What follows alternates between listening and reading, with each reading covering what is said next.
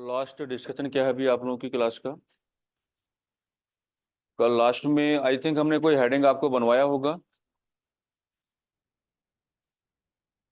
अच्छा अच्छा। यानी कि आज की क्लास का जो मेन डिस्कशन आपका स्टार्ट होना है एक हेडिंग के साथ होना है, जिसमें आपको ये समझना है कि महात्मा गांधी ने खिलाफत के मुद्दे का समर्थन क्यों किया। राइट।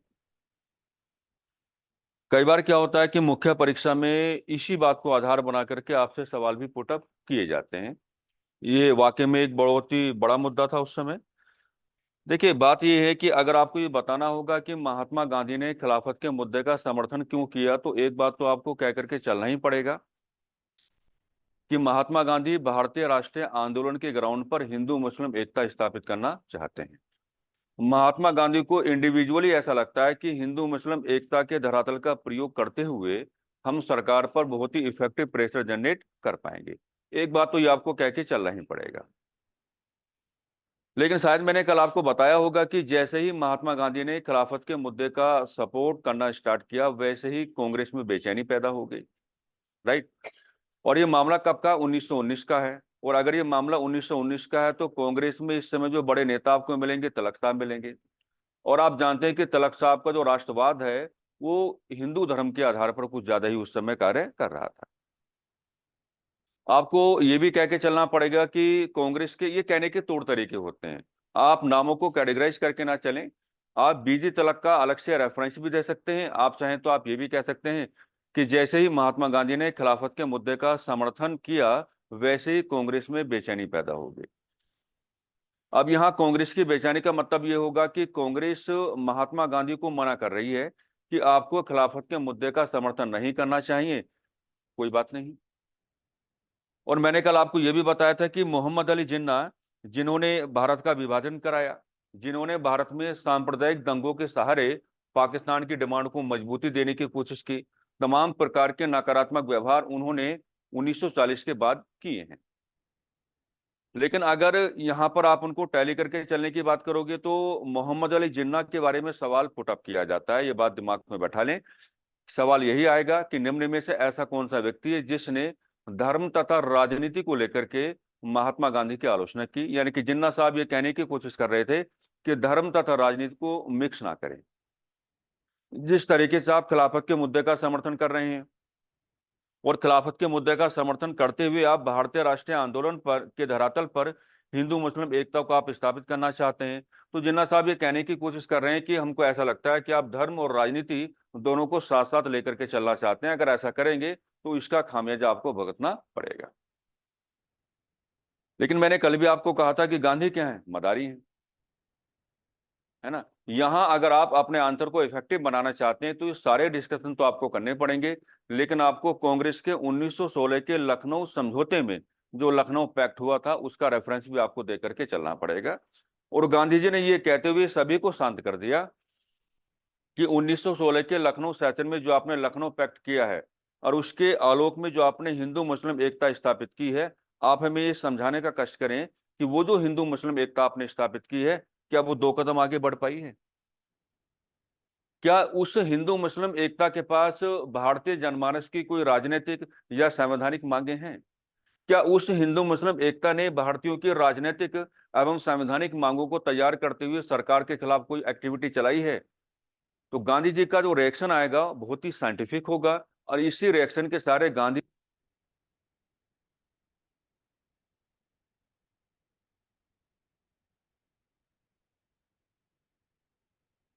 सर आपकी आवाज नहीं आ रही है।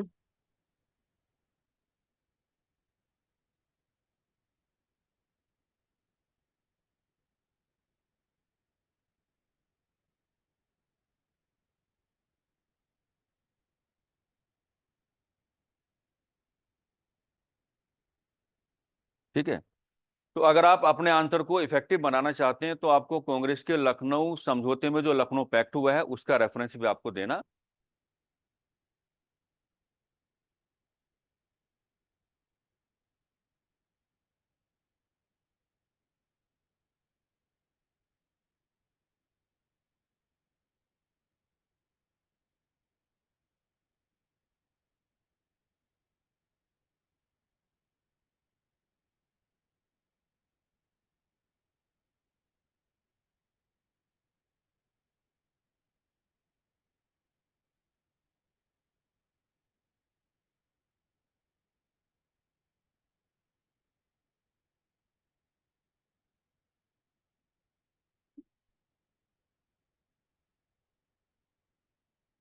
अभी आ रही है अभी आवाज?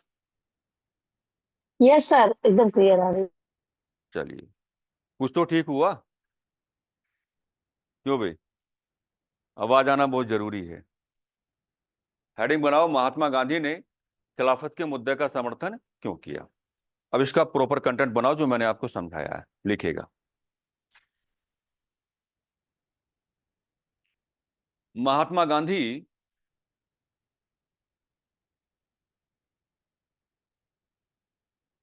खिलाफत के मुद्दे का समर्थन करते हुए,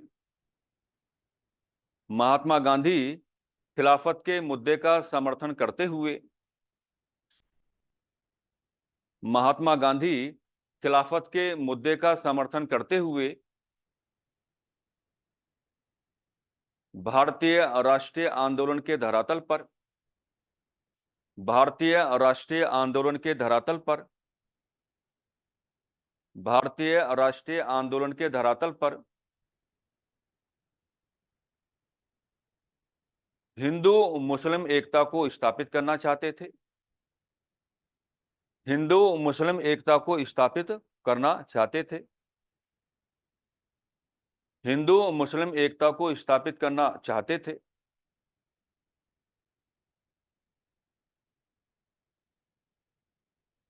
ताकि भारतीयों के विकास के संदर्भ में, ताकि भारतीयों के विकास के संदर्भ में सरकार पर, ताकि भारतीयों के विकास के संदर्भ में सरकार पर एक प्रभावशाली दबाव बनाया जा सके, ताकि भारतीयों के विकास के संदर्भ में सरकार पर एक प्रभावशाली दबाव बनाया जा सके, एक प्रभावशाली दबाव बनाया जा सके। पेन चेंज करो, कई सारे पेन लेके आए करो, ठीक है? क्योंकि जो लाइनें अब मैं आपको लिखा रहा हूं, ये लाइनें कई बार यूपी पीसीएस में कैलकुलेट हो चुकी हैं कि गांधी जी ने ऐसा कब कहा, किस समय में कहा, या किस एक्टिविटी को याद करते हुए कहा। यह सवाल कई बार पुटअप कहा जाता है, किया जाता है। असल में गांधी जी का मानना यह था, असल में गांधी जी का मानना यह था, असल में गांधी जी का मानना यह था कि खिलाफत के मुद्दे ने, असल में गांधी जी का मानना यह था कि खिलाफत के मुद्दे ने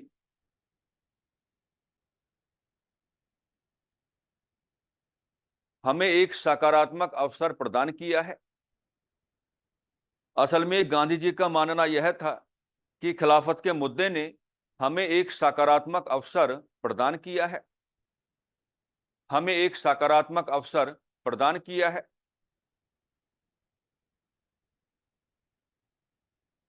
जिसका लाभ उठाते हुए, जिसका लाभ उठाते हुए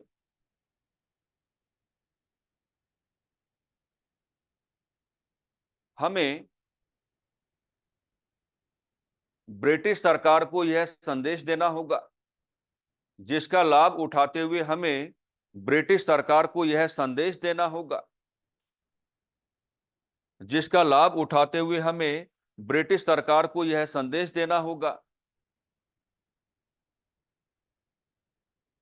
कि हिंदू तथा मुस्लिम एक ही हैं, कि हिंदू तथा मुस्लिम एक ही हैं,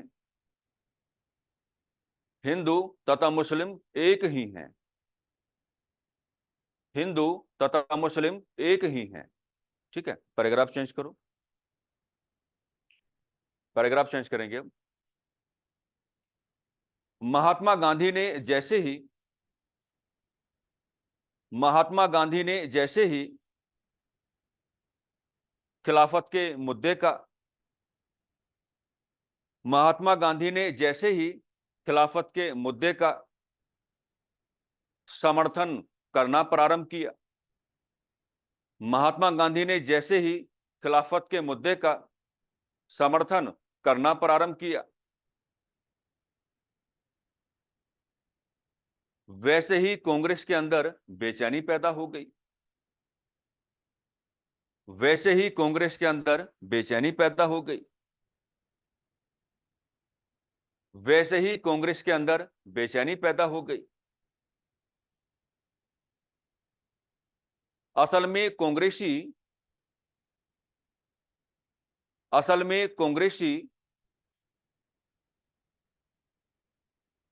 महात्मा गांधी के इस निर्णय से असल में कांग्रेसी महात्मा गांधी के इस निर्णय से संतुष्ट नहीं थे। असल में कांग्रेसी महात्मा गांधी के इस निर्णय से संतुष्ट नहीं थे, लेकिन महात्मा गांधी ने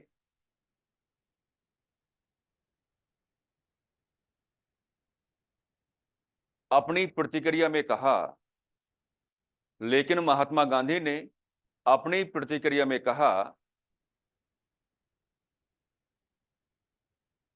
कि वर्ष 1916 में संपन्न लेकिन महात्मा गांधी ने अपनी प्रतिक्रिया में कहा कि वर्ष 1916 में संपन्न लखनऊ समझौते के माध्यम से कि वर्ष 1916 में संपन्न लखनऊ समझौते के माध्यम से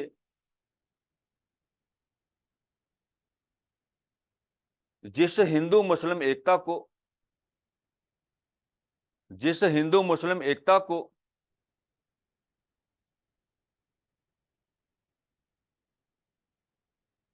कांग्रेस तथा मुस्लिम लीग ने स्थापित किया था, जिस हिंदू मुस्लिम एकता को कांग्रेस तथा मुस्लिम लीग ने स्थापित किया था,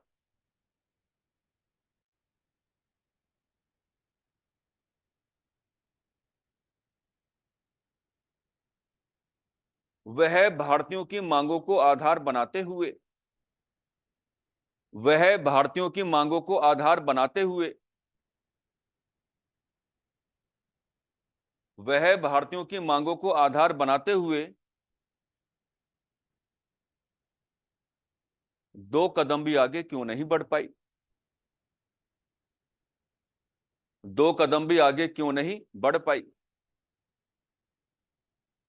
2 कदम भी आगे क्यों नहीं बढ़ पाई? अपना पेन चेंज करेंगे आप इसी पैराग्राफ में। इसी अवसर पर महात्मा गांधी ने कहा था, बड़ा इंपॉर्टेंट कोटेशन है, इसी अवसर पर महात्मा गांधी ने कहा था इसी अवसर पर महात्मा गांधी ने कहा था कि यदि आज हमने इस मौके को गवा दिया इसी अवसर पर महात्मा गांधी ने कहा था कि यदि आज हमने इस मौके को गवा दिया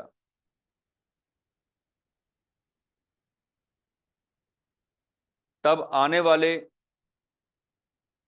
वाले 100 सालों में भी 100 ईयर्स तब आने वाले 100 सालों में भी कोई ऐसा मौका नहीं आएगा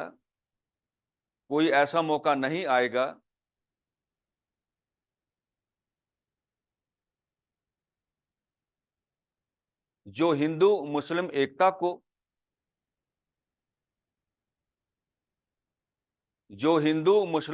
को स्थापित कराने का कार्य करे। जो हिंदू मुस्लिम एकता को स्थापित कराने का कार्य करे।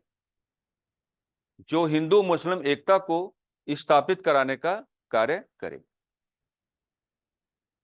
एक नोट बनाएंगे और लिखेंगे वेरी वेरी मोस्ट इंपोर्टेंट। सीधा सवाल आता है यहां से,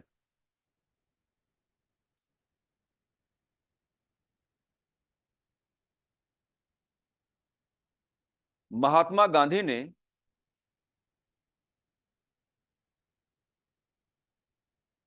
जिस प्रकार से खिलाफत के मुद्दे का समर्थन किया, महात्मा गांधी ने जिस प्रकार से खिलाफत के मुद्दे का समर्थन किया, सपोर्ट किया, महात्मा गांधी ने जिस प्रकार से खिलाफत के मुद्दे का समर्थन किया,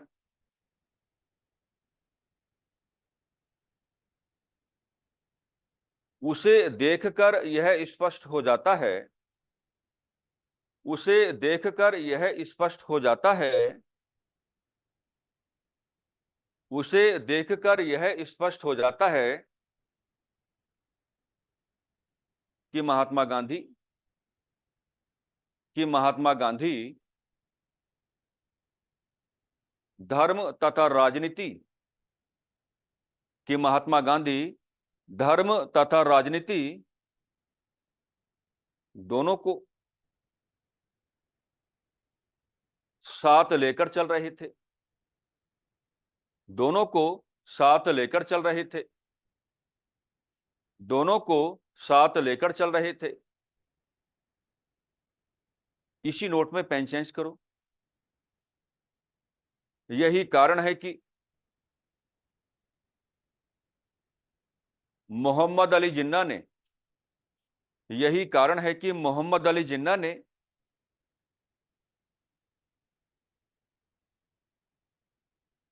गांधी जी के इस व्यवहार की, यही कारण है कि मोहम्मद अली जिन्ना ने गांधी जी के इस व्यवहार की सबसे बड़ी आलोचना की थी, सबसे बड़ी आलोचना की थी, सबसे बड़ी आलोचना की थी।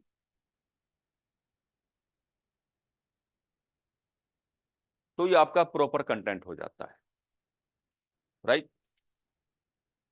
ये समझाने के लिए कि महात्मा गांधी ने खिलाफत के मुद्दे का आखिर समर्थन क्यों किया, अब आप बड़े प्यार से इन बातों को कह पाएंगे और कहीं भी लिखने का मौका मिलेगा तो आपके पास प्रॉपर कंटेंट है। इसको समझना, पढ़ना और जो मैंने लिखाया है इसको थोड़ा विस्तारित रूप देने की कोशिश करना घर में बैठते हुए।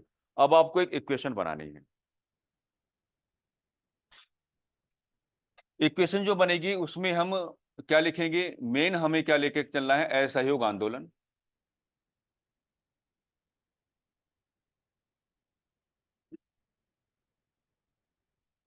आप बोर्ड से नोट डाउन करेंगे इसको।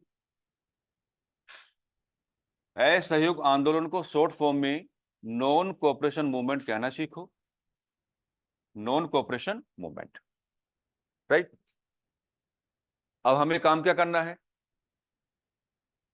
इक्वल करके हमें यहां जोड़ना है खिलाफत का मुद्दा,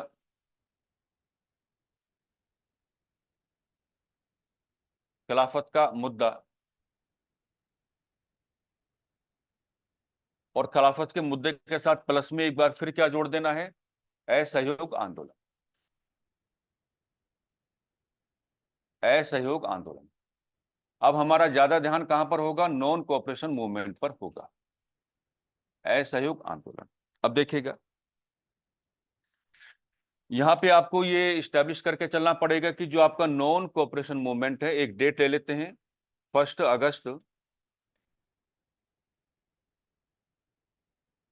1920 एडी, 1 अगस्त 1920 से आपको क्या दिखाना, प्रारंभ दिखाना है। और नॉन कोऑपरेशन मूवमेंट में दो चीजें जुड़ के काम कर रही हैं, एक तो आपका नॉन कोऑपरेशन मूवमेंट ही रहेगा, एक आपका क्या रहेगा, खिलाफत का मुद्दा रहेगा। अब देखो खिलाफत के मुद्दे का उद्देश्य लिखो, यहां पर मैंने कल ही आपको समझाया था उद्देश्य, मोटिव। तो खिलाफत के मुद्दे का उद्देश्य क्या रहेगा, तुर्की के खलीफा, समझाया था ना आपको, तुर्की के खलीफा के, तुर्की के खलीफा के धार्मिक एवं, तुर्की के खलीफा के धार्मिक एवं राजनीतिक अधिकार, तुर्की के खलीफा के धार्मिक एवं राजनीतिक अधिकार वापस हों, वापस हों। तुर्की के खलीफा के राजनीतिक एवं धार्मिक अधिकार क्या हों, वापस हों। और जो यहां पर आपका मूल नॉन कोऑपरेशन मूवमेंट होगा, नॉन कोऑपरेशन मूवमेंट का जो मुख्य उद्देश्य है आप लेकर के चलने वाले हैं, जो मेन ऑब्जेक्टिव आप लेकर के चलेंगे,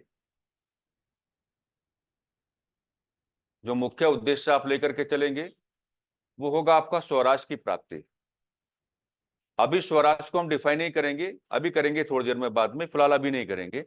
स्वराज की प्राप्ति, हाँ इतना लिख लेते हैं कि स्वराज की प्राप्ति, यानी कि स्वराज का मतलब क्या होता है, इंग्लिश में इसको ऐसे कहा जाता है कि the right to self rule, the right to self rule, यानी कि स्वयं का शासन पाने का अधिकार, स्वयं का शासन पाने का अधिकार। ये ड्राफ्टिंग आपको बनाना है, स्वयं का शासन पाने का अधिकार।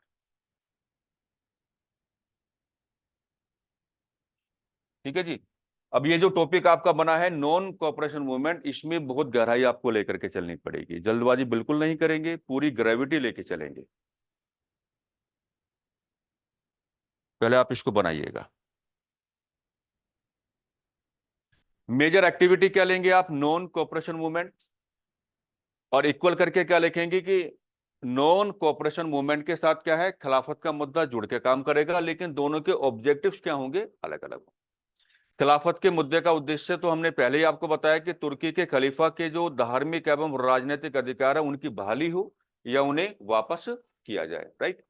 और जो आपका ये रफली आ भी जाता है कि जो आपका नॉन कोऑपरेशन मूवमेंट है उसमें महात्मा गांधी ने उसका उद्देश्य आपको क्या बताया, तो उसका उद्देश्य आपको बताया स्वराज की प्राप्ति आपको करना है।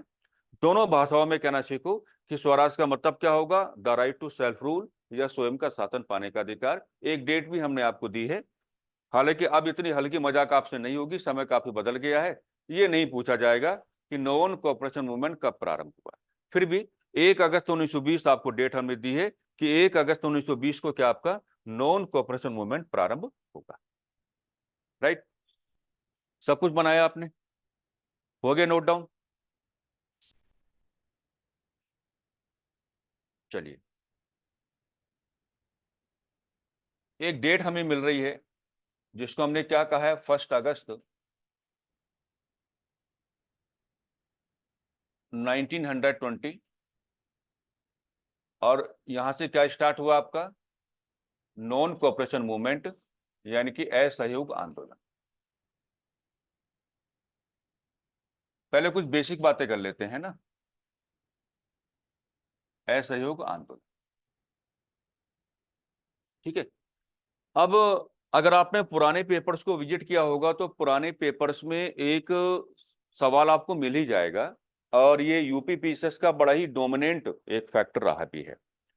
कई बार आपसे पूछा जाता है, वो दोनों तरीके से बात करेगा, देखिए, या तो आपसे ये पूछ लेगा कि कांग्रेस का ऐसा कौन सा उग्रवादी नेता है जो नॉन कोऑपरेशन मूवमेंट के परिणामों को नहीं देख पाया, है ना। या सीधा आपसे ऐसे पूछ लेगा कि कांग्रेस का ऐसा कौन सा नेता है जो नॉन कोऑपरेशन मूवमेंट के परिणामों को नहीं देख पाया। सवाल दोनों तरीकों से आ सकता है, राइट। इसमें आप अपने आप को अननेसेसरी कंफ्यूज करके नहीं चलेंगे, एक बात। दूसरी बात एक ही है कि ये जो आपका नॉन कोऑपरेशन मूवमेंट है इसके दौरान एक फंड की स्थापना कराई गई थी। इस फंड का नाम क्या था आपका, तिलक स्वराज फंड। और ये जो आपका तिलक स्वराज फंड होगा ना, ये नॉन कोऑपरेशन मूवमेंट की जो तमाम प्रकार की आर्थिक आवश्यकताएं हैं उनकी क्या करेगा, पूर्ति करके चलेगा। आप समझो बातों को। अच्छा, अगर मैं आपको ये कहूं कि जब आप 1920 के समय को कैलकुलेट कर रहे हैं, फाइनली अब आप कहां गए, 1920 में आ गए। अगर आप 1920 के समय को कैलकुलेट करने की बात कर रहे हैं, तो अगर मैं आपके सामने इस बिंदु को रखता हूं कि इस समय कांग्रेस में अगर कोई बड़ा नेता है तो नाम क्या है, बीजी तिलक, यानी कि बाल गंगाधर तिलक, तो आपको परेशानी तो नहीं हो रही, वो है ही। इस समय जो सीक्वेंस मैंने आपको दिया है क्लासेस के दौरान, उस सीक्वेंस को अगर आप रिकॉल करने की बात करोगे तो 1920 का जो समय आपके सामने फिलहाल अभी आया है, इस समय कांग्रेस का अगर कोई सीनियर मोस्ट लीडर आपके सामने हैं तो वो कौन है, बीजी तिलक साहब। होता क्या है कि 1 अगस्त 1920 को आपने नॉन कोऑपरेशन मूवमेंट स्टार्ट किया है, महात्मा गांधी ने ये डेट आपको दी है। ऑन द सेम डे जो बीजी तिलक साहब हैं उनकी डेथ हो जाती है। अब बीजे तिलक साहब कांग्रेस के बड़े नेता हैं, और बीजे तिलक साहब ने हमेशा कांग्रेस में उग्रवादियों को लीड करने की बात की है। तो चाहे तो वो ये कहे कि कांग्रेस का ऐसा कौन सा उग्रवादी नेता, या चाहे वो ऐसा कहे कि कांग्रेस का ऐसा कौन सा नेता जो नॉन के परिणामों को नहीं देख पाया, तो दोनों ही कंडीशन में आपका प्रॉपर आंसर क्या होगा? बाल गंगाधर तिलक, क्योंकि जिस दिन आपने नॉन कोऑपरेशन मूवमेंट स्टार्ट किया ऑन द सेम डे इनकी क्या हो जाती है? डेथ हो जाती है। अब आप मुझसे ये नहीं पूछेंगे कि डेथ हुई कैसे, ऐसा ना सोचें। महात्मा गांधी जानते थे कि इस समय बाल गंगाधर तिलक कांग्रेस का एक बड़ा चेहरा है। इसी नाते उन्होंने बाल गंगाधर तिलक के प्रति एक सम्मान व्यक्त करते हुए तिलक स्वराज फंड की स्थापना की। अब आप क्या कहेंगे सवाल के पॉइंट ऑफ व्यू से कि तिलक स्वराज फंड जैसी जो विशेषता है वो गांधी जी के एक कार्यक्रम की है जिसका नाम क्या है? Non cooperation movement. और मैं आपको बताना चाहूंगा कि तिलक स्वराज फंड में एक साल के अंदर अंदर लगभग 1 करोड़ रुपए की धनराशि इकट्ठा हो गई और 1 करोड़ की इस धनराशि ने नॉन कोऑपरेशन मूवमेंट के आर्थिक उद्देश्यों की पूर्ति की। डिस्कशन करो, सवालों को निकालो और सवालों को चुराना भी सीखो। आइए,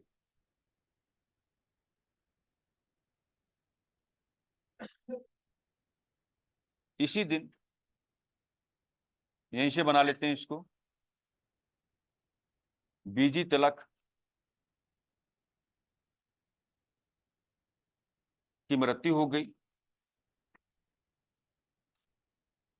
इसी दिन बीजी तिलक की मृत्यु हो गई। इसी दिन बीजी तिलक की क्या डेथ हो गई, मृत्यु हो गई।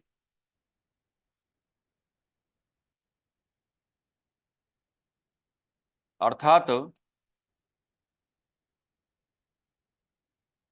वो कांग्रेस के ऐसे नेता माने गए, अर्थात वो कांग्रेस के ऐसे नेता माने गए, अर्थात वो कांग्रेस के ऐसे नेता माने गए जो नॉन कोऑपरेशन मूवमेंट के परिणामों को जो नॉन कोऑपरेशन मूवमेंट के परिणामों को कंक्लूजन्स परिणामों को नहीं देख पाए, परिणामों को नहीं देख पाए। बन गया सवाल।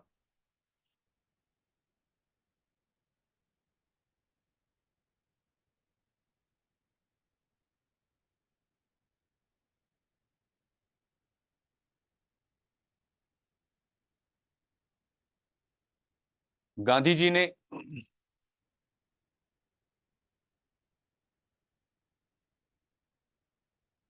नॉन कोऑपरेशन मूवमेंट के दौरान ही गांधी जी ने नॉन कोऑपरेशन मूवमेंट के दौरान ही तिलक स्वराज फंड की स्थापना की। तिलक स्वराज फंड गांधी जी ने नॉन कोऑपरेशन मूवमेंट के दौरान ही तिलक स्वराज फंड की स्थापना की।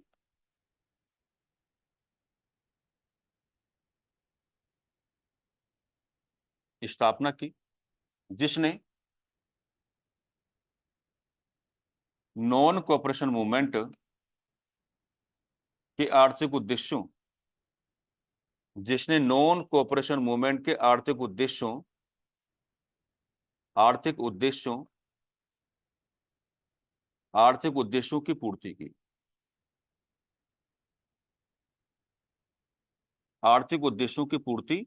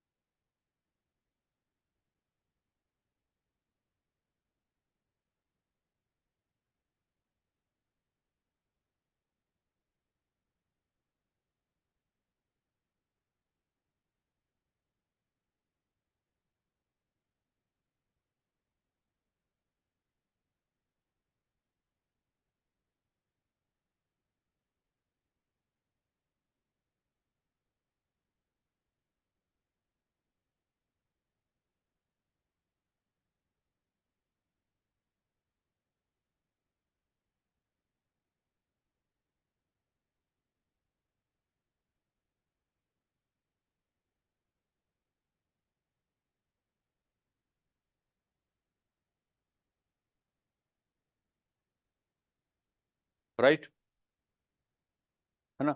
अब हम एक कंडीशन आपके सामने रख रहे हैं, और इस कंडीशन को दरअसल आपको थोड़ा ऑब्जर्व करना है, और हम चाहेंगे कि जितने भी ऑफलाइन विद्यार्थीगण हैं और जितने भी ऑनलाइन विद्यार्थीगण हैं, सभी लोग अपने अपने जो रेस्पेक्टिव आंसर्स हैं वो यहाँ पर इस्टेब्लिश करने की कोशिश करें।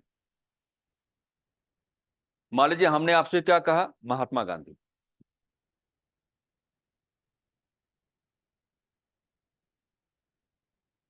महात्मा गांधी,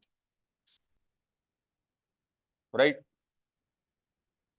अब देखो, महात्मा गांधी के पास एक उपाधि है, आप जानते ही हैं। महात्मा गांधी के पास क्या है, एक उपाधि है, और इस उपाधि का जिक्र हमने क्लास में कर रखा है। उपाधि का नाम क्या है, केसर ए हिंद, है कि नहीं, केसर ए हिंद।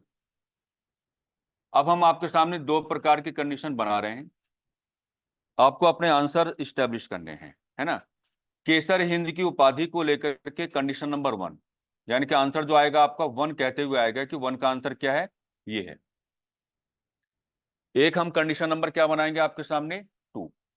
तो आपका जो आंसर आएगा तो आपका इस रूप में आना चाहिए कि भी कंडीशन नंबर 2 का आंसर क्या होगा, ये होगा। अब देखिए हम कंडीशन बना रहे हैं आपके सामने। यह उपाधि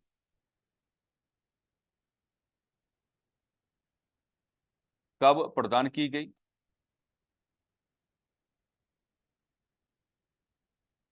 यह उपाधि कब प्रदान की गई।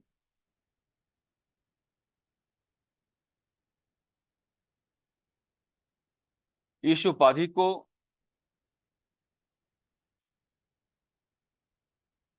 गांधी जी ने, इस उपाधि को गांधी जी ने, इस उपाधि को गांधी जी ने कब त्यागा।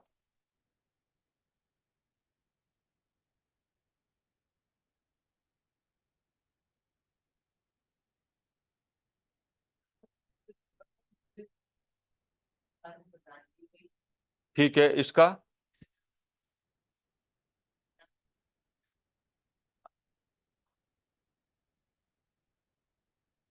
ऑनलाइन कोई आंसर,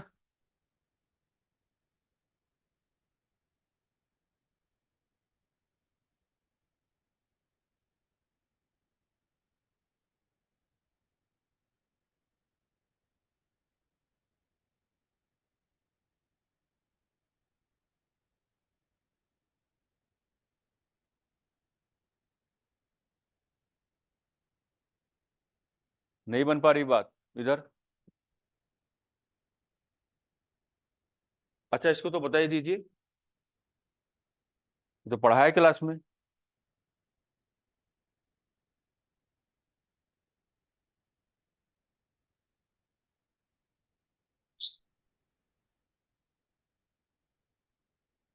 भाई यहाँ तो आपको कहना पड़ेगा कि उपाधि कब प्रदान की गई, तो आप क्या कहेंगे, प्रथम विश्व युद्ध के दौरान। ये तो हमने क्लास में पढ़ा है ना, प्रथम विश्व युद्ध के दौरान। और हमको याद है कि क्लास में हमने एक डेट का जिक्र भी किया था, कि डेट अगर पूछी जाए तो डेट हर हाल में क्या माना जाएगा, 9 जनवरी 1915। उपाधि देने का काम कौन करेगा, ब्रिटिश सरकार। उपाधि देने का काम कौन करेगा, ब्रिटिश गवर्नमेंट, यानी कि ब्रिटिश सरकार, राइट। इधर बातचीत नहीं आपस में, है ना, जो कहना आप मुझसे कहिएगा। इसका बताओ।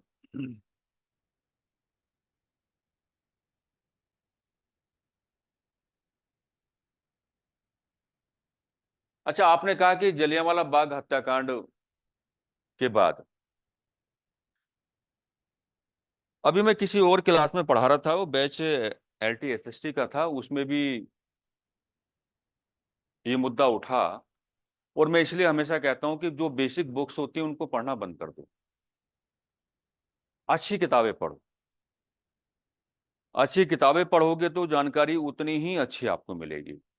बेसिक बुक में होता क्या है कि बस आपको थोड़ा फैक्चुअल इंफॉर्मेशन आपको दे दी जाती है, और असल में गलती आप लोगों की भी नहीं है। प्रतियोगी परीक्षा की तैयारी के शुरुआती दौर में हर विद्यार्थी बहुत बेसिक ही पढ़ना चाहता है, हल्का हल्का, आसान आसान चीजें, है ना, कठिन चीजों के साथ अपना जुड़ाव वो नहीं करता है। ये सभी के साथ होता है, ये एक ऐसा प्रोसीजर है कि इसके साथ तो हर किसी को गुजर के चलना पड़ता है। लेकिन जिसने बहुत ही कम समय में इन बातों को समझ लिया कि बहुत हल्का पढ़ने से या बहुत बेसिक पढ़ने से आप अधिकारी नहीं बनेंगे, तो वो आगे निकल जाता है। और जो वहीं पर रहा, बेसिक ही पढ़ता रहा, बेसिक ही पढ़ता रहा, तो फिर क्या है, वो वहीं का वहीं रह जाता है। हमने कल आपको बताया था कि जलियांवाला बाग हत्याकांड की जांच के लिए हंटर कमेटी का फॉर्मेशन हुआ, राइट। हंटर कमेटी ने अपनी रिपोर्ट के माध्यम से जनरल डायर को बचा लिया था। कल की क्लास का पूरा डिस्कशन ये हुआ था। और हंटर कमेटी की जो भेदभावपूर्ण रिपोर्ट आई है, उसी के बाद महात्मा गांधी ने ये कहना स्टार्ट कर दिया था कि भाई देखो ऐसा है कि ब्रिटिश सरकार अब एक शैतान की सरकार बन गई है, और इस सरकार का हम क्या नहीं करेंगे, सहयोग नहीं करेंगे, बल्कि क्या करेंगे, असहयोग करेंगे। इस नाते फिलहाल जो कार्यक्रम आपके सामने, उसका नाम क्या है, असहयोग आंदोलन है। और असहयोग आंदोलन का मतलब ही ये है कि आप स्वराज की प्राप्ति करना चाहते हैं, है ना, और आप सरकार के साथ सहयोग नहीं करना चाहते हैं, बल्कि सरकार के साथ आप क्या है, असहयोग करना चाहते हैं। अब जब सरकार के साथ आप असहयोग करने की बात करेंगे, तो आपका पैटर्न क्या होगा, मेरी बातें समझो। अगर आप सरकार के साथ असहयोग करना चाहेंगे, तो आपका पैटर्न क्या होगा, आपका पैटर्न ये होगा कि सरकार के साथ जो भी आपके रिलेशंस हैं, आप उनको क्या है, तोड़ देंगे। सरकार के साथ जो भी आपके रिलेशंस हैं, आप उनको क्या है, तोड़ देंगे। और जैसे ही सरकार के साथ जो भी आपके रिलेशंस हैं, आप उनको तोड़ने की बात करेंगे, तो ये बात अपने आप ही प्रमाणित हो जाएगी कि आप सरकार का क्या कर रहे हैं, असहयोग करके चल रहे हैं। कई बार विद्यार्थीगण ये बात कहने की कोशिश करते हैं कि केसर ए हिंद जैसी जो उपाधि है, इसको त्यागने का कार्य महात्मा गांधी ने रोलेट सत्याग्रह के दौरान किया। ये मुद्दा अभी एक क्लास में मेरे सामने आया, और इस मुद्दे को सॉर्ट आउट करने के लिए मुझे कई सारी किताबें भी मंगवानी पड़ी, दिखाना पड़ा भाई कि मामला ऐसा है। इसलिए कहता हूं कि बेसिक बुक्स मत पढ़ो, मेरी बातों को समझो। आप असहयोग कैसे करोगे, असहयोग आप ऐसे करेंगे कि जो सरकार के साथ आपके रिलेशंस हैं, आप उनको तोड़ने की बात करेंगे। ब्रिटिश शासनकाल में सरकार की ओर से केवल महात्मा गांधी को ही उपाधि नहीं दी गई है, बल्कि सरकार की ओर से अन्य भारतीय गणों को भी उपाधियां प्रदान की गई हैं। और ये सरकार का पैटर्न रहा कि सरकार भारतीयों को उपाधियां प्रदान करती है, और जिन भारतीयों को उपाधियां प्रदान करती है, उन भारतीयों को एक वर्ग के रूप में लेके चलती है, एज ए क्लास लेकर के चलती है, और उस क्लास को इस रूप में डिफाइन करने की बात करती है कि ये वर्ग भारत में एक ऐसा वर्ग है जो हमारे शासन के सपोर्ट में खड़ा हुआ है। और ब्रिटिश सरकार या शासन की ओर से जिन भारतीयों को उपाधियां दी जाती हैं, सरकार उनके साथ क्या करती है, स्पेशल ट्रीटमेंट करके चलती है। अब मामला क्या है, नॉन कोऑपरेशन मूवमेंट का है। मामला किसका है, असहयोग आंदोलन को स्टार्ट करने का है। महात्मा गांधी के पास एक उपाधि है, केसर ए हिंद। महात्मा गांधी खुद समझा रहे हैं लोगों को कि हमको सरकार का क्या करना है, सहयोग नहीं बल्कि असहयोग करना है। तो सरकार के साथ तमाम प्रकार के रिश्ते आपको तोड़ने पड़ेंगे। यानी कि ये जो उपाधि है, ये महात्मा गांधी का सरकार के साथ रिश्ता स्थापित कर रही है। इसको तोड़ना आवश्यक है। इसको आप कब तोड़ेंगे, नॉन कोऑपरेशन मूवमेंट के दौरान। इस उपाधि को कब त्यागा, हमेशा यही कहेंगे, नॉन कोऑपरेशन मूवमेंट के दौरान। और अगर कोई आपकी बात को काटने की बात करे, तो मुझे साथ लेके चलना, ठीक है, हम समझा देंगे सामने वाले को कि ऐसा क्यों। नॉन कोऑपरेशन मूवमेंट के दौरान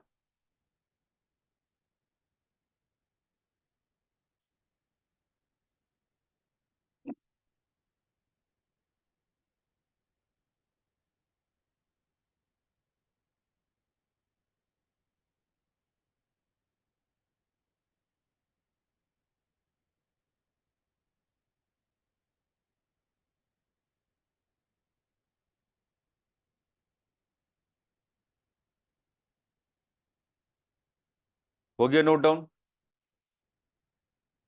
अब एक बढ़िया वाला पैराग्राफ आप बनाएंगे, फिर धीरे धीरे इस एक्टिविटी को आगे बढ़ाते हैं। जिस पेपर के लिए आप लोग जा रहे हैं उसमें हम पहले ही बता चुके हैं, रटने से कोई काम नहीं चलेगा, आपके अपने इंडिविजुअल कॉन्सेप्ट होने चाहिए। मैं तो हमेशा कहता हूं कॉन्सेप्ट कॉन्सेप्ट कॉन्सेप्ट, एक ही चीज है बस। जितना आप इस पे काम करोगे उतनी तैयारी आपकी आसान होती चली जाएगी।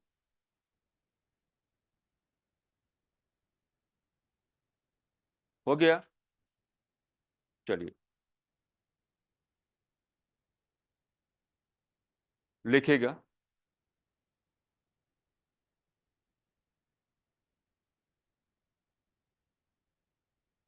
भारतीय राष्ट्रीय आंदोलन के धरातल पर, भारतीय राष्ट्रीय आंदोलन के धरातल पर, जो लाइन हम पहले आपको दे रहे हैं ना, इससे सीधा यूपी पीसीएस में सवाल आ रखा है।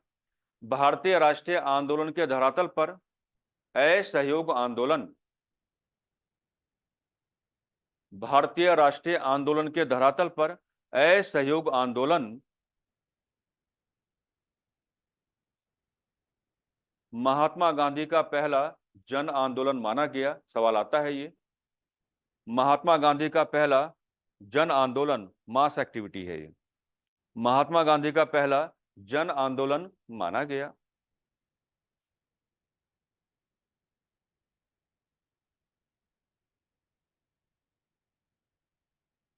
इस आंदोलन को प्रारंभ,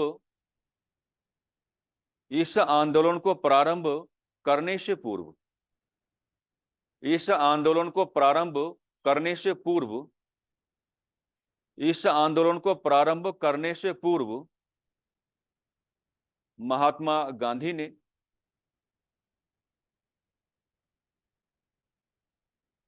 भारतीय जनमानस को संबोधित करते हुए कहा, महात्मा गांधी ने भारतीय जनमानस को संबोधित करते हुए कहा, महात्मा गांधी ने भारतीय जनमानस को संबोधित करते हुए कहा कि वर्ष 1919 में,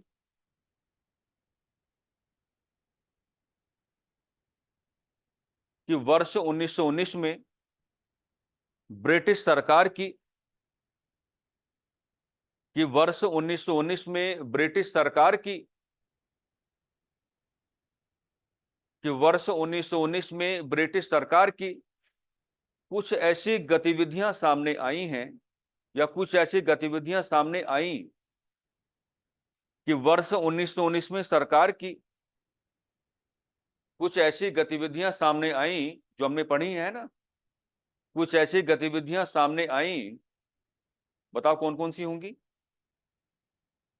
रोलेट एक्ट आपका हो जाएगा, जलियांवाला बाग हत्याकांड आपका हो जाएगा, पंजाब में सैन्य शासन आपका हो जाएगा, हंटर कमेटी की भेदभाव पूर्ण रिपोर्ट आपकी हो जाएगी, भारत शासन अधिनियम 1919 के माध्यम से जो आपको छला गया, हमने कल इशारा कर दिया था, वो सब कुछ हो जाएगा।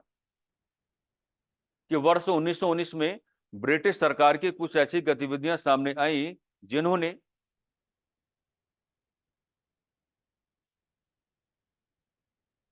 इस सरकार को एक शैतान की सरकार बना दिया है, जिन्होंने इस सरकार को एक शैतान की सरकार बना दिया है।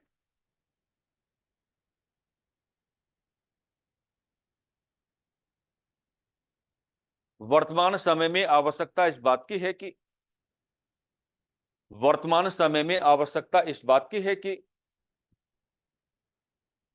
वर्तमान समय में आवश्यकता इस बात की है कि, वर्तमान समय में आवश्यकता इस बात की है कि हम इस शैतान की सरकार का, हम इस शैतान की सरकार का, हम इस शैतान की सरकार का सहयोग करना बंद कर दें, हम इस शैतान की सरकार का सहयोग करना बंद कर दें, बहिष्कार कार्यक्रमों को अपनाते हुए, ये लाइन इंपॉर्टेंट है यहां पर, बहिष्कार कार्यक्रमों को अपनाते हुए, बहिष्कार कार्यक्रमों को अपनाते हुए, बहिष्कार कार्यक्रमों को अपनाते हुए सरकार के साथ, बहिष्कार कार्यक्रमों को अपनाते हुए सरकार के साथ अपना असहयोग दर्ज कराएं। बहिष्कार कार्यक्रमों को अपनाते हुए सरकार के साथ अपना असहयोग दर्ज कराएं। अपने इन्हीं शब्दों के साथ, अपने इन्हीं शब्दों के साथ 1 अगस्त 1920 को ही, अपने इन्हीं शब्दों के साथ 1 अगस्त 1920 को ही महात्मा गांधी ने, महात्मा गांधी ने केसर-ए-हिंद की उपाधि को त्यागते हुए, महात्मा गांधी ने केसर-ए-हिंद की उपाधि को त्यागते हुए, महात्मा गांधी ने केसर-ए-हिंद की उपाधि को त्यागते हुए सरकार के साथ अपने सभी रिश्तों को तोड़ दिया। सरकार के साथ अपने सभी रिश्तों को तोड़ दिया।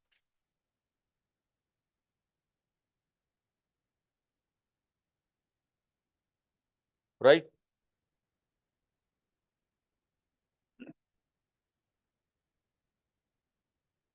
बोर्ड से चलेंगे अब थोड़ी देर है। सितंबर 1920,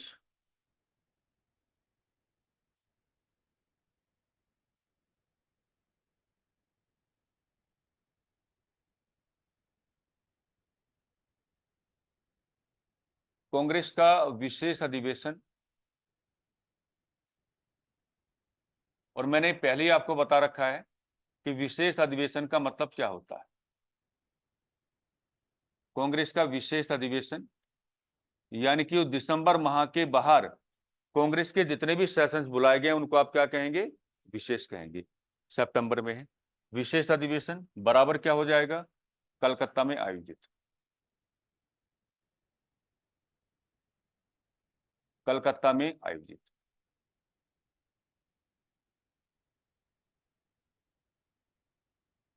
कलकत्ता में आयोजित। इसकी अध्यक्षता कौन करेंगे, बराबर लाला लाजपत राय, लाला लाजपत राय। राइट। इंपोर्टेंट क्यों है यहां पर ये, इसी अधिवेशन में महात्मा गांधी ने, इसी अधिवेशन में महात्मा गांधी ने, इसी अधिवेशन में महात्मा गांधी ने फॉर द फर्स्ट टाइम, सर्वप्रथम, इसी अधिवेशन में महात्मा गांधी ने सर्वप्रथम नॉन कोऑपरेशन मूवमेंट, असहयोग आंदोलन, नॉन कोऑपरेशन मूवमेंट के कार्यक्रमों का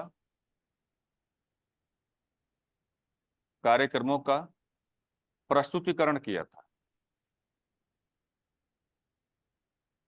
कार्यक्रमों का प्रस्तुतिकरण किया था।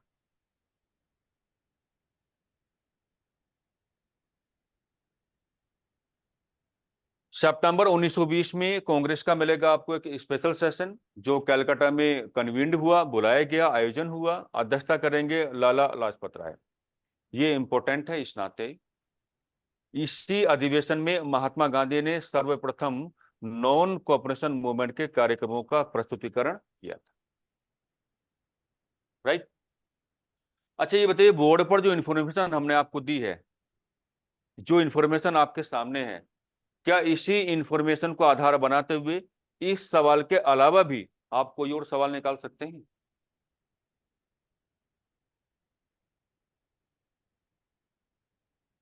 सोचो।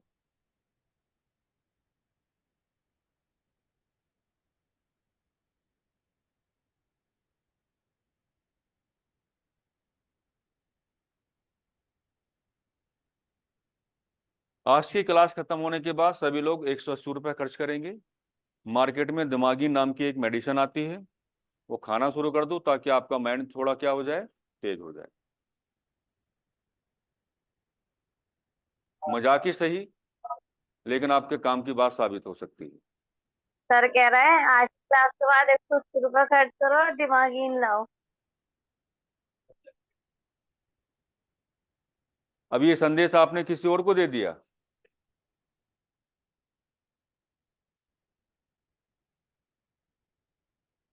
आगे फॉरवर्ड हो गया।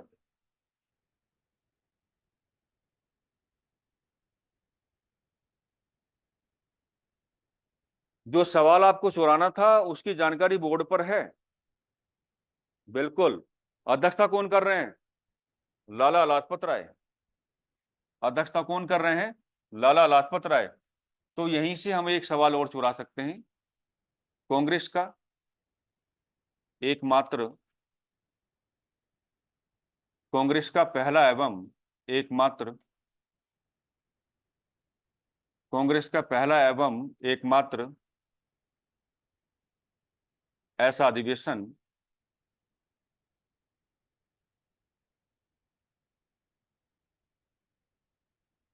जिसकी अध्यक्षता उग्रवादियों ने की,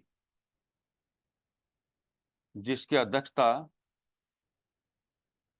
उग्रवादियों ने की, लाला जी हैं। जिसकी अध्यक्षता उग्रवादियों ने की, यही है। इसे आप कहेंगे कांग्रेस का एकमात्र है और पहला भी है। पहला एवं एकमात्र ऐसा अधिवेशन है जिसकी अध्यक्षता कौन करेंगे? लाला लाजपत राय।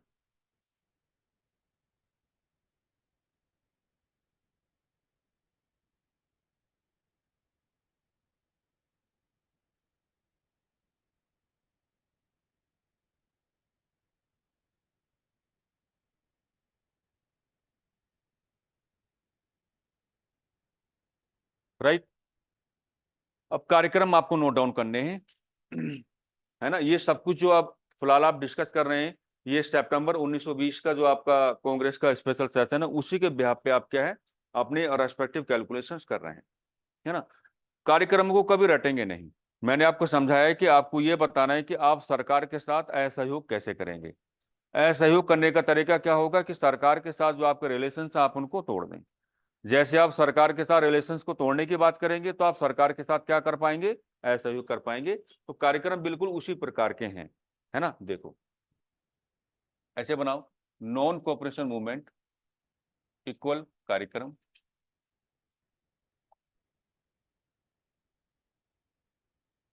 गांधी जी क्या क्या कहेंगे, बिल्कुल सारी बातें आपको उसी ब्याह पे मिलेंगी यहाँ पे। गांधी जी खुद कहते हैं कि उपाधियों को, इसलिए मैंने उपाधि वाला डिस्कशन किया था, उपाधियों को त्यागा जाए। उपाधियों को त्यागा जाए, यानी कि जिन लोगों को सरकार ने उपाधियां दी हैं वो उपाधियों को त्याग करके सरकार के साथ अपने संबंधों को विच्छेद कर लें, सेपरेशन ले लें। राइट। उपाधियों को त्यागा जाए।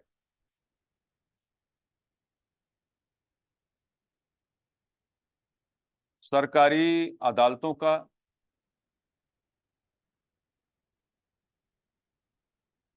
बहिष्कार किया जाए।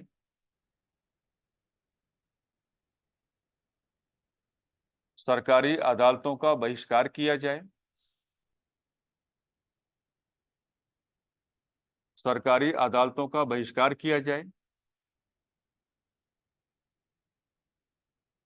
सरकारी स्कूल एवं कॉलेजों सरकारी स्कूल एवं कॉलेजों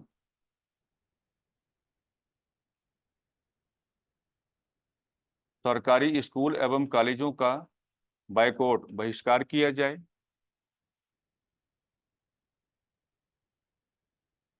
बहिष्कार किया जाए।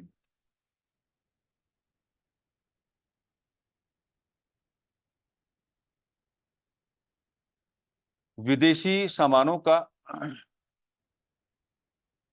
विदेशी सामानों का, यानी कि जो ब्रिटेन में औद्योगिक क्रांति हुई और औद्योगिक क्रांति के ग्राउंड पर जो उद्योग एवं धंधे स्थापित हुए उनमें जो वस्तुएं उत्पादित हो रही हैं उनको कहां पे सेल आउट किया जा रहा है? भारत में। विदेशी वस्तुओं का बहिष्कार किया जाए, विदेशी वस्तुओं का बहिष्कार किया जाए,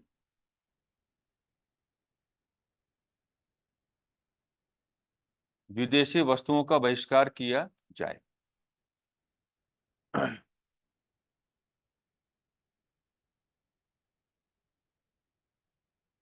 विधानमंडलों का बहिष्कार किया जाए, विधानमंडलों का बहिष्कार किया जाए,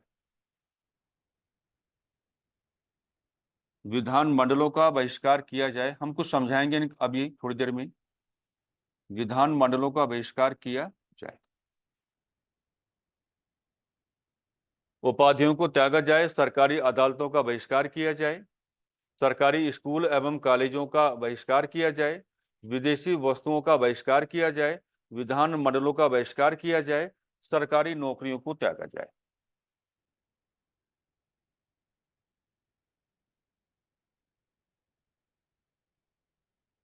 सरकारी नौकरियों को त्यागा जाए।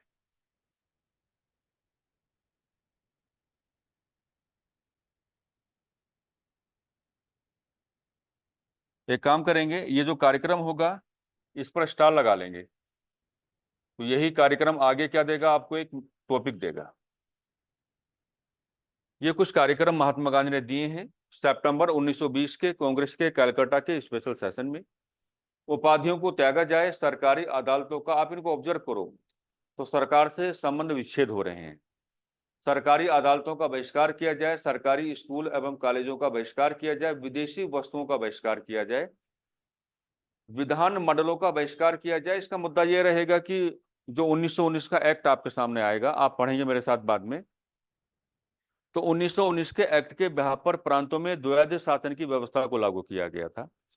तो 1919 के एक्ट के माध्यम से प्रांतों में जो द्वैध शासन की व्यवस्था को लागू किया गया था, तो 1920 में ही प्रांतीय विधान मंडलों के गठन के लिए चुनाव होने थे। तो महात्मा गांधी कहते हैं कि भाई विधान मंडलों का आप क्या करेंगे? बहिष्कार करके चलेंगे।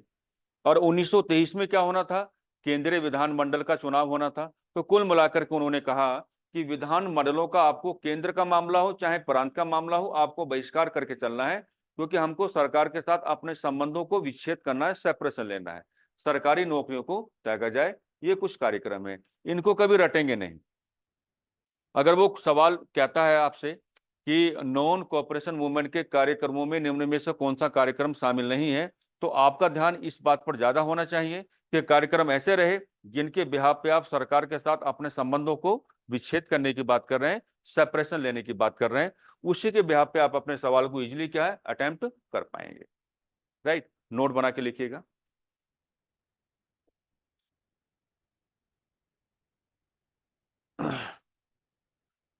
कांग्रेस के 1920 के कलकत्ता अधिवेशन में, कांग्रेस के 1920 के कलकत्ता अधिवेशन में महात्मा गांधी की ओर से,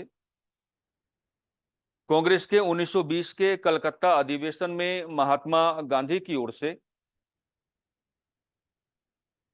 असहयोग आंदोलन के, असहयोग आंदोलन के जो कार्यक्रम प्रस्तुत किए गए, असहयोग आंदोलन के जो कार्यक्रम प्रस्तुत किए गए, असहयोग आंदोलन के जो कार्यक्रम प्रस्तुत किए गए, यहां से लिखो, उनका विरोध सीआर दास यानी कि चित्तरंजन दास ने किया। उनका विरोध सीआर दास ने किया। सवाल आता है, उनका विरोध सीआर दास ने किया।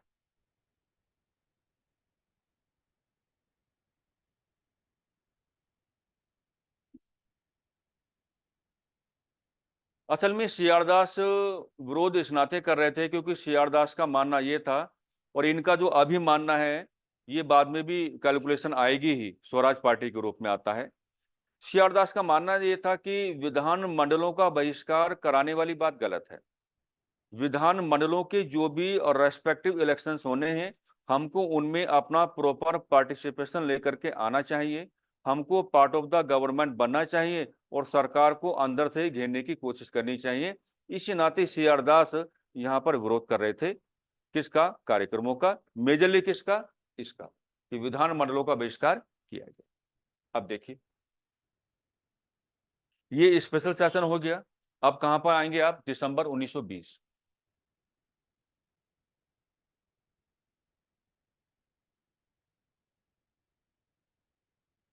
अब दिसंबर का मामला है तो आप क्या लिखेंगे?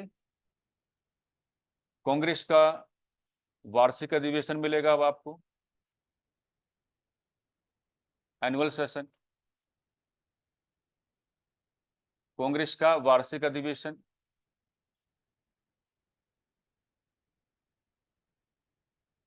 इक्वल नागपुर में आयोजित,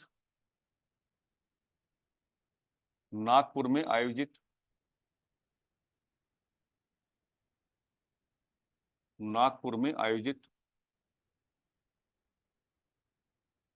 नागपुर में आयोजित। अध्यक्षता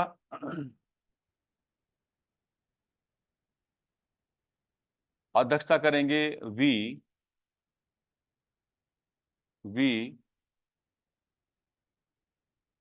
राघवाचार्य, वी राघवाचार्य। ये कांग्रेस के ठीक ठाक उदारवादी नेता हैं, वी राघवाचार्य।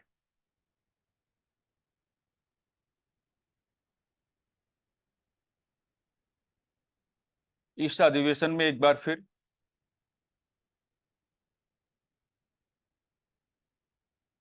इस अधिवेशन में एक बार फिर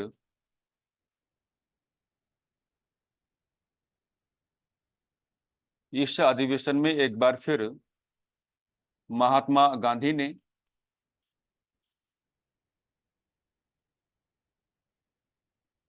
इस अधिवेशन में एक बार फिर महात्मा गांधी ने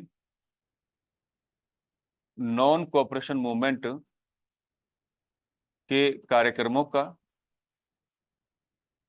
नॉन कोऑपरेशन मूवमेंट के कार्यक्रमों का प्रस्तुतिकरण किया।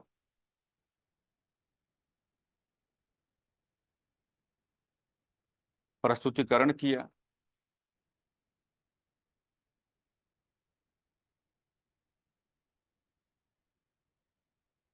इस बार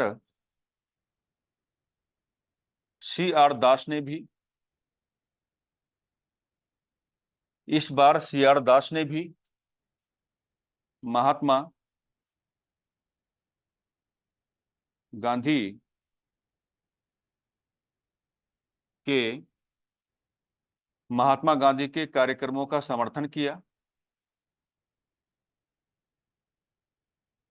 महात्मा गांधी के कार्यक्रमों का सपोर्ट किया। महात्मा गांधी के कार्यक्रमों का समर्थन किया।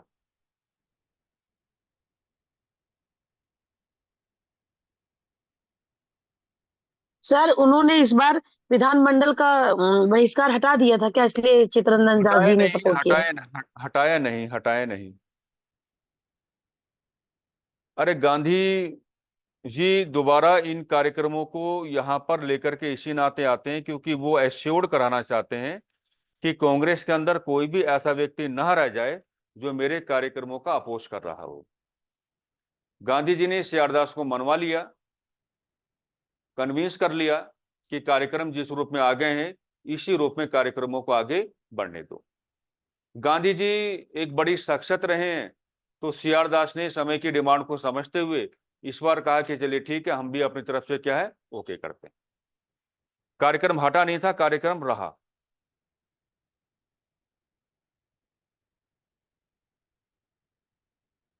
ये सब कुछ आपने बनाया। अब देखिए होता क्या है, कई बार ये सवाल बना है कि वो कहेगा आपसे, क्या कहेगा कि निम्न में से महात्मा गांधी का ऐसा कौन सा कार्यक्रम है या निम्न में से महात्मा गांधी की ऐसी कौन सी एक्टिविटी है जिसमें महात्मा गांधी ने एक वर्ष में स्वराज प्राप्ति का लक्ष्य बनाया। मोस्ट रिपीटेड क्वेश्चन है आपका पीसीएस का। Most repeated question. Mahatma Gandhi के जो भी महात्मा गांधी की ओर से जो भी एक्टिविटीज चलाई गई हैं, मतलब 4 एक्टिविटीज जनरली मेन हैं: non cooperation movement, civil disobedience movement, individual satyagraha, और लास्ट में क्या आएगा आपका, quit India movement.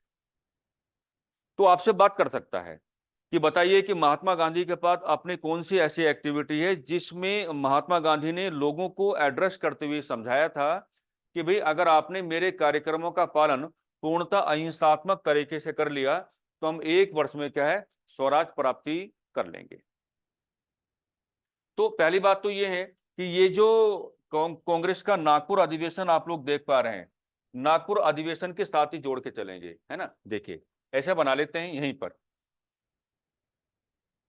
Mahatma Gandhi,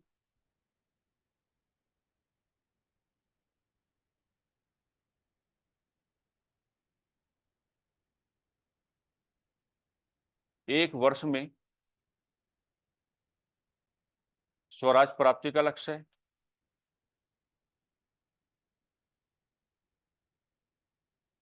एक वर्ष में स्वराज प्राप्ति का लक्ष्य है।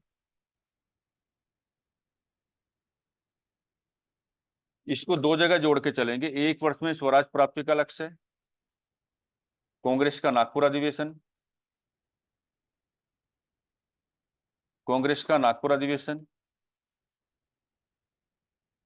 कांग्रेस का नागपुर अधिवेशन। यहीं पर ये नारा इन्होंने दिया था, कांग्रेस का नागपुर अधिवेशन।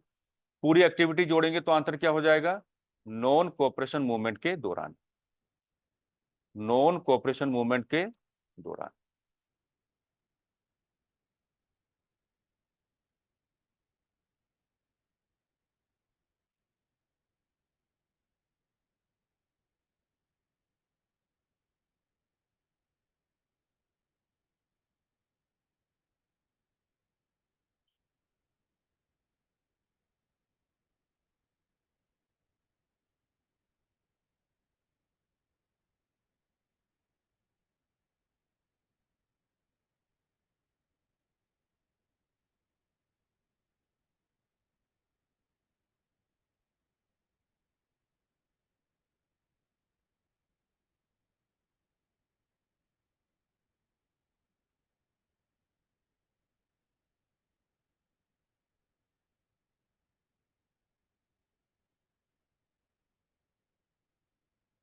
करंट अफेयर पे अच्छा काम करते रहो भाई, है ना।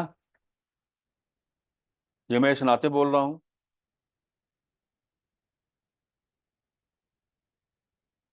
क्योंकि पिछले कुछ समय में जिस तरीके से हम इंटरव्यू सेशंस में रहे हैं और जिन कैंडिडेट्स को हमने देखा है, हमको डाउट होता है, हमको डाउट होता है।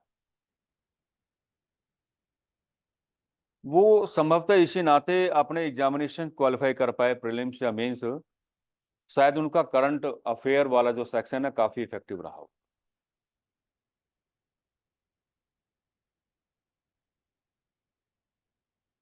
जिन लोगों को स्पेशली यूपी पीसेस देना है तो करंट अफेयर का सेगमेंट 17 to 19 तक रह जाता है कई बार, और 17 से 19 सवाल अगर आप सही करके आते हैं ना तो आप बहुत अच्छी कंडीशन में, यानी कि मैं आपको ये समझाने की बात कर रहा हूँ, हमने लोगों से बहुत सारे क्वेश्चंस पुटअप किए इतिहास को लेकर के, पॉलिटी को लेकर के, लेकिन जवाब नहीं थे। इसका तो एक ही पर्पज हुआ कि आपका करंट अफेयर वाला सेशन काफी इफेक्टिव रहा होगा, काफी मजबूत रहा होगा। या उत्तराखंड की बात करें तो उत्तराखंड में उत्तराखंड के सवाल कुछ ठीक ठाक मात्रा में आ ही जाते हैं, वो सेक्शन आपका मजबूत रह गया होगा। आप साइंस बैकग्राउंड के रहे तो जो भी साइंस के क्वेश्चन ज़्यादा तो नहीं, लेकिन जो भी आए होंगे उनको आपने अच्छे से अटेम्प्ट कर लिया होगा। ये खुद से तैयार करने की चीज़ है और ये बोनस मार्क्स आपको दे करके जाती है। करंट अफेयर घर में बैठ करके अच्छी अच्छी मैगजीन्स, है ना, हम जो मैगजीन बताएंगे वो तो आप कभी परचेज भी नहीं करेंगे, है ना, क्योंकि ऐसा तो संभव ही नहीं है, आप लोग मेरी बात मान जाएं। मैगजीन ला करके घर में उसको रख करके प्रॉपर उसके नोट्स बनाए जाते हैं हम तो क्रॉनिकल का रेफरेंस देते हैं बस। क्रॉनिकल के अलावा कोई मैगजीन अच्छी नहीं है। वो मैगजीन बहुत कारगर है, पुरानी मैगजीन है, बढ़िया मैगजीन है। और क्रॉनिकल का एक बात हो रहा है कि क्रॉनिकल सीधा सवाल आपको देती है, डायरेक्ट क्वेश्चन उठता है क्रॉनिकल, मंथली आती है। सर ये मैगजीन हिंदी में भी अवेलेबल है? बिल्कुल है, क्रॉनिकल हिंदी इंग्लिश दोनों में अवेलेबल है। तो वो जो बोनस मार्क्स आपको मिलेगा उसको खुद से तैयार करना शुरू कर दो। करंट अफेयर की सेपरेट आपकी नोटबुक होनी चाहिए और उसमें आप नोट डाउन करके चलें बढ़िया तरीके से। बल्कि मैं तो ये कहूंगा कि उसमें आप अलग अलग प्रकार के सेगमेंट्स बना लें, नेशनल यूज का, इंटरनेशनल यूज का, पुरस्कार आपके हो गए, मिलिट्री एक्सरसाइज आपकी हो गई, इंडेक्स आपके हो गए। इस तरीके से अलग अलग प्रकार के सेगमेंट आप बना लें और उनको आप क्या है अपडेट करते रहें। पूरे साल भर में अक्टूबर नवंबर दिसंबर ये 3 महीने ऐसे आते हैं जहां से करंट अफेयर काफी ज्यादा डेवलप्ड होता है। कारण क्या है, दुनिया भर के इंडेक्स और दुनिया भर की जो आपकी मिलिट्री एक्सरसाइजेज हैं कंडक्ट करवाई जाती है। तो मुद्दा महज इस बात का नहीं कि आप पढ़े जा रहे हैं पढ़े जा रहे हैं पढ़े जा रहे हैं पढ़े जा रहे हैं। मुद्दा इस बात का है कि आपके पास अपनी प्लानिंग क्या है, आप किस तरीके से चीजों को समेटेंगे, किस तरीके से इफेक्टिवली और वेरी कंसाइज नोट्स आप बनाएंगे। वो काम आपको खुद करके चलना पड़ेगा, है ना। सफलता मिल जाती है, ऐसा नहीं कि नहीं मिलती है, लेकिन उसके लिए प्रॉपर प्लानिंग आपके पास होनी चाहिए, प्रॉपर डिस्कशन तो आपके पास होनी चाहिए। हर चीज को कहने का रिप्रेजेंट करने का तौर तरीका होना चाहिए, भाषा शैली आपकी अच्छी होनी चाहिए, लिखने की प्रैक्टिस आपको होनी चाहिए, जो मैं हमेशा कहता हूँ। ठीक है, लिखो इसी बात पे फिर। ये सब कुछ बना लिया होगा आपने। ये सवाल कई बार उठा है। तो एक वर्ष में स्वराज प्राप्ति का लक्ष्य है कांग्रेस के कौन से अधिवेशन में, नागपुर में। कहा जाएगा, दिसंबर 1920 में। एक वर्ष में स्वराज प्राप्ति का लक्ष्य कौन से कार्यक्रम के दौरान दिया, तो आंसर क्या होगा, नॉन कोऑपरेशन मूवमेंट। लिखो, दिसंबर 1920 के, ये बड़ा इंपॉर्टेंट रह जाता है अभी जो अब लिखा रहे हैं। दिसंबर 1920 के कांग्रेस के नागपुर अधिवेशन में, दिसंबर 1920 के कांग्रेस के नागपुर अधिवेशन में महात्मा गांधी ने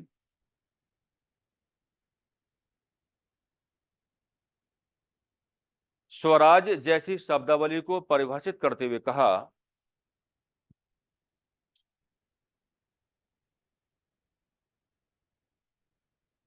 महात्मा गांधी ने स्वराज जैसी शब्दावली को परिभाषित करते हुए कहा,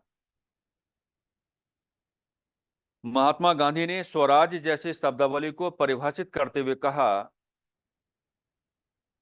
पेंचेंस करो और बड़े प्यार से इसको लिखना और लिखते लिखते ऑब्जर्व करना। अभी मैं आपको समझा भी दूंगा इसको, कि स्वराज हो सके तो ब्रिटिश साम्राज्य के अंदर, कि स्वराज हो सके तो ब्रिटिश साम्राज्य के अंदर, कि स्वराज हो सके तो ब्रिटिश साम्राज्य के अंदर, और यदि आवश्यकता पड़ी तो इससे बाहर, और यदि आवश्यकता पड़ी तो इससे बाहर।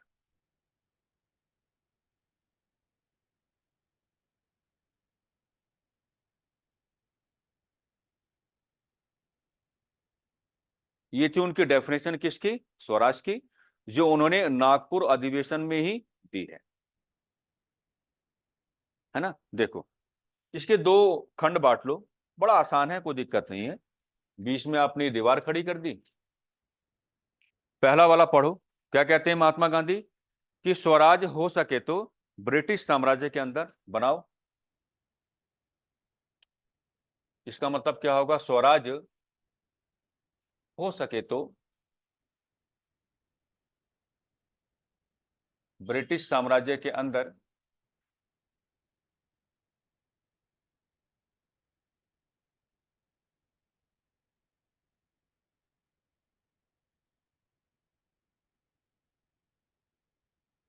स्वराज हो सके तो ब्रिटिश साम्राज्य के अंदर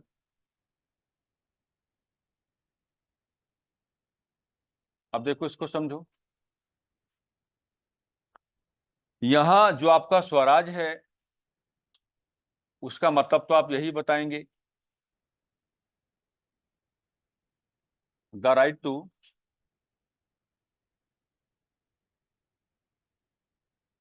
self rule, the right to self rule. लेकिन ये क्या कहा गया कि स्वराज हो सके तो ब्रिटिश साम्राज्य के अंदर। अब देखो इसको कैसे पकड़ेंगे आप। आपने कहा इंडिया, इंडिया को क्या दे दो, शासन संबंधी मामले, क्या दे दो, शासन संबंधी मामले, शासन संबंधी मामले। और ये शासन संबंधी मामले दो जगह दे दो, केंद्र में और कहाँ, प्रांतों में, केंद्र में और कहाँ, प्रांतों में। यहां तक बनाओ। स्वराज हो सके तो ब्रिटिश साम्राज्य के अंदर, पहले इसको समझना है। यहां स्वराज का मतलब बिल्कुल यही होगा, the right to self rule, स्वयं का शासन पाने का अधिकार।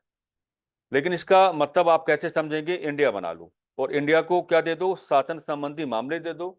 और शासन संबंधी मामले दो जगह आपको देने हैं, केंद्र के स्तर पर और कहां, प्रांतों के स्तर पर।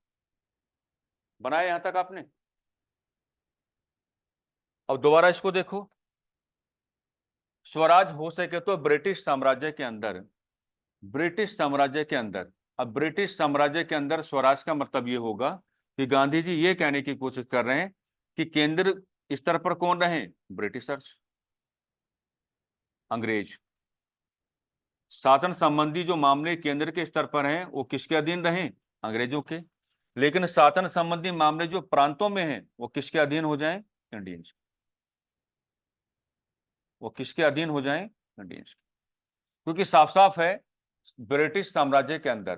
तो अगर ब्रिटिश साम्राज्य के अंदर है तो इतने का मतलब ये होगा कि गांधी जी इतना दिखा करके ये कहने की कोशिश कर रहे थे कि शासन संबंधी मामले जो केंद्र स्तर के होंगे वो अंग्रेजों के अधीन रहें और प्रांतीय स्तर के जो होंगे वो किसके अधीन हो जाएं, भारतीयों के अधीन हो जाएं।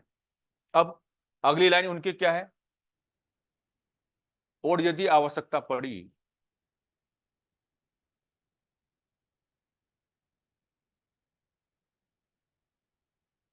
और यदि आवश्यकता पड़ी तो इससे बाहर, और यदि आवश्यकता पड़ी तो इससे बाहर। तो यहां भी जो स्वराज का मतलब आप लोग लेकर के चलेंगे, सेम बताएंगे कि स्वराज इक्वल क्या हो जाएगा, the right to self rule.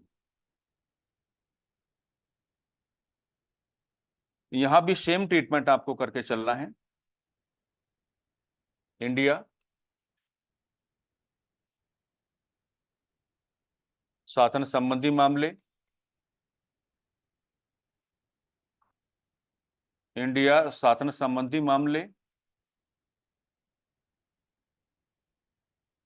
शासन संबंधी मामले दोनों स्तर पर देंगे आप लोग, केंद्र और प्रांत, प्रांतों में।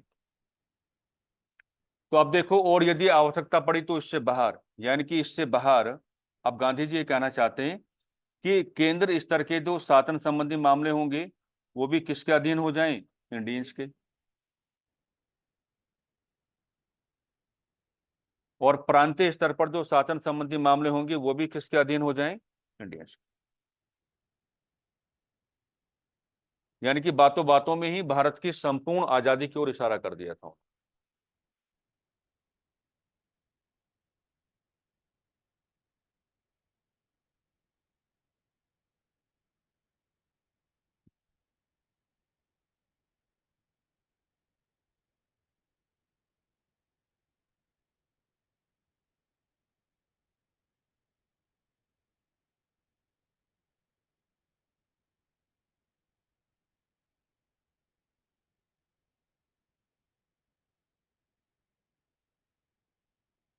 बना, लिखो जरा।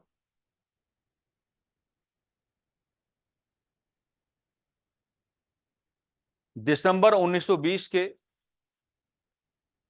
कांग्रेस के नागपुर अधिवेशन में, दिसंबर 1920 के कांग्रेस के नागपुर अधिवेशन में, दिसंबर 1920 के कांग्रेस के नागपुर अधिवेशन में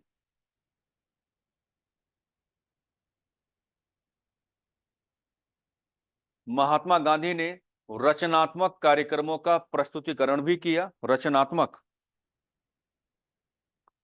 महात्मा गांधी ने रचनात्मक कार्यक्रमों का प्रस्तुतिकरण भी किया। महात्मा गांधी ने रचनात्मक कार्यक्रमों का प्रस्तुतिकरण भी किया।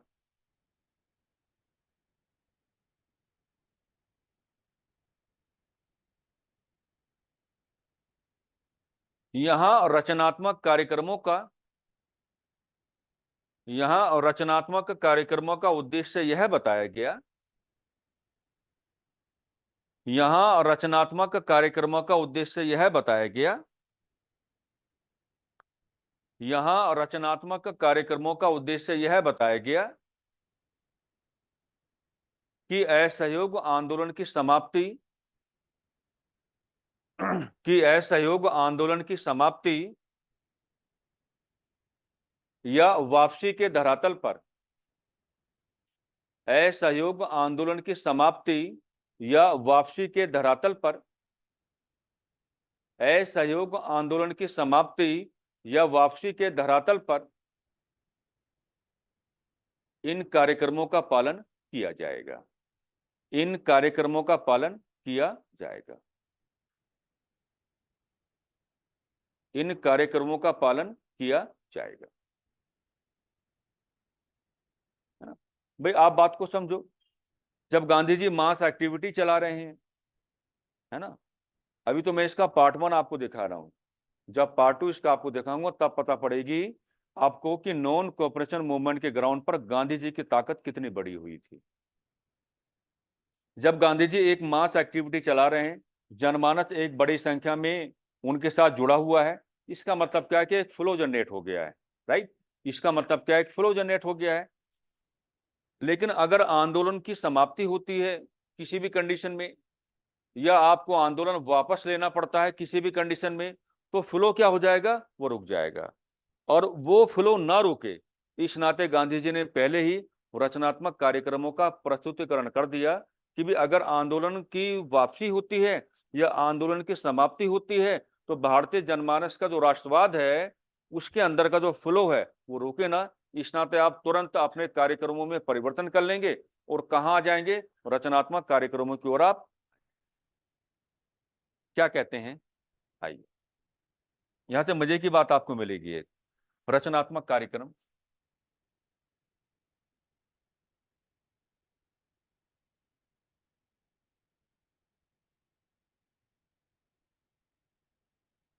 इनको इंग्लिश में कहा जाता है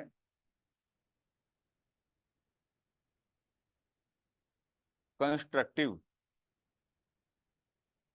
प्रोग्राम्स, रचनात्मक कार्यक्रम।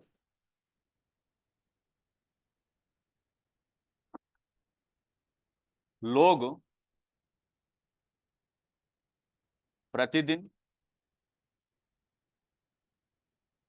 चरखा, चरखा देखा आपने, चरखा काते हैं। लोग प्रतिदिन चरखा काते हैं, इसका मतलब क्या होगा? क्या गांधी जी किसी फैक्ट्री की स्थापना करना चाह रहे थे? तो गांधी जी ने रचनात्मक कार्यक्रम में ये क्यों शामिल किया कि लोग प्रतिदिन चरखा काते हैं? बिल्कुल राइट, ये तो आपको कहना ही पड़ेगा।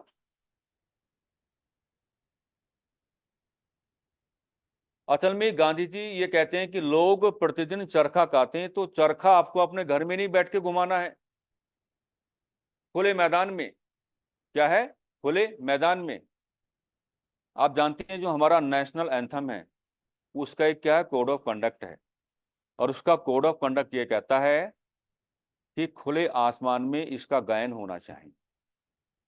ताकि अधिक से अधिक लोगों के कानों तक इसकी आवाज पहुंचे और लोगों में देश प्रेम की भावना जागे। आपको याद होगा कि सर्वोच्च न्यायालय ने यह नियम बना दिया था कि जब आप मूवी देखने जाएंगे तो आपको पहले नेशनल एंथम को फेस आउट करना होगा, खड़ा होकर आपको एक सम्मान व्यक्त करना होगा। सर्वोच्च न्यायालय का फैसला हमारे अकॉर्डिंग ये क्या था, पूर्णतः गलत था। लोग मूवी देखने जाते हैं अपने आप को एंटरटेन करने, आप वहां उनके अंदर क्या लाना चाहते हैं, नेशनलिज्म, राष्ट्रवाद। बाद में लोगों ने जो आपका नेशनल एंथम का कोड ऑफ कंडक्ट है उसका रेफरेंस देते हुए सर्वोच्च न्यायालय में काफी याचिकाएं दायर की, है ना। अभी आप देखते हैं कि नेशनल एंथम होता है तो आपका जो गेट है वो ओपन कर दिए जाते हैं।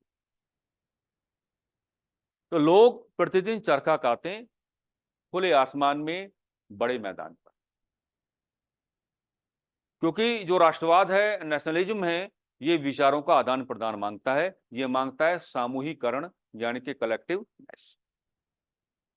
लोग जितना ज्यादा इकट्ठा होंगे उतने बड़े पैमाने पर विचारों का आदान प्रदान होगा और उससे उतने ही बड़े पैमाने पर क्या है, the respective sense of nationalism generate होगा। इसलिए गांधी जी ने कहा कि लोग प्रतिदिन चरखा काते हैं। अगला कार्यक्रम जो रचनात्मक में गांधी जी कहते हैं कि राष्ट्रीय शिक्षा,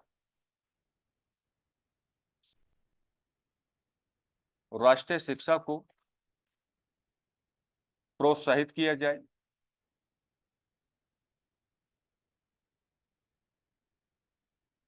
राष्ट्रीय शिक्षा को प्रमोट किया जाए, प्रोत्साहित किया जाए। देखो भी, राष्ट्रीय शिक्षा का मतलब यहाँ पे ये होगा कि लोगों को उनके अधिकारों के प्रति जागरूक किया जाए, लोगों को सरकार के शोषणकारी चेहरे के खिलाफ जागरूक किया जाए, लोगों को ये समझाया जाए कि सरकार किस प्रकार से आपके संसाधनों को अपने कंट्रोल में लिए हुए है और संसाधनों का यूज नहीं बल्कि मिसयूज हो रहा है। संसाधनों का मिसयूज करने के बाद जो भी फिजिकल आउटपुट बाहर आता है उसका डायरेक्ट बेनिफिट आपको ना मिल करके इंग्लैंड के लोगों को मिल रहा है। कुछ इस प्रकार की बातें। हिंदू मुस्लिम एकता, हिंदू मुस्लिम एकता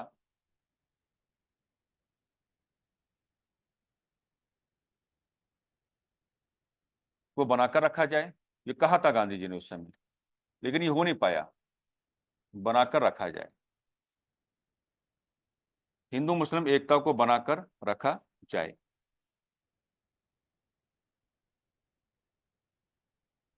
स्वदेशी सामानों, स्वदेशी सामानों को अपनाया जाए, स्वदेशी सामानों को अपनाया जाए, स्वदेशी सामानों को अपनाया जाए।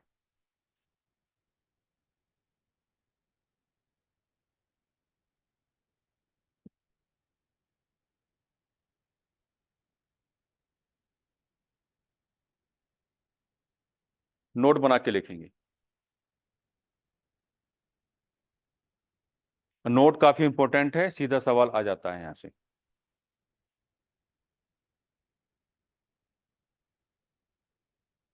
महात्मा गांधी के रचनात्मक कार्यक्रमों,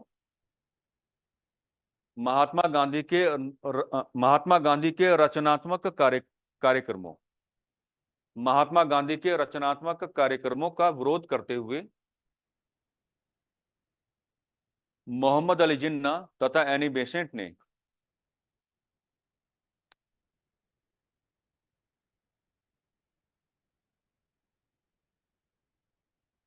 कांग्रेस से त्यागपत्र दे दिया, कांग्रेस से त्यागपत्र दे दिया था, कांग्रेस से त्यागपत्र दे दिया था, कांग्रेस से त्यागपत्र दे दिया था, कांग्रेस से त्यागपत्र दे दिया था। पेन चेंज करेंगे अपना।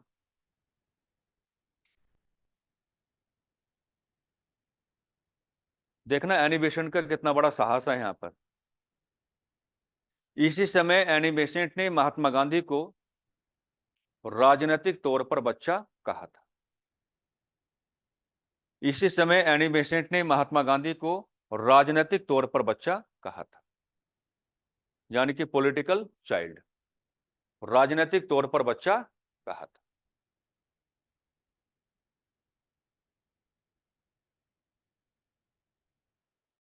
है ना? ये नॉन कोऑपरेशन मूवमेंट का पार्ट 1 हमने आपको दिखाया है।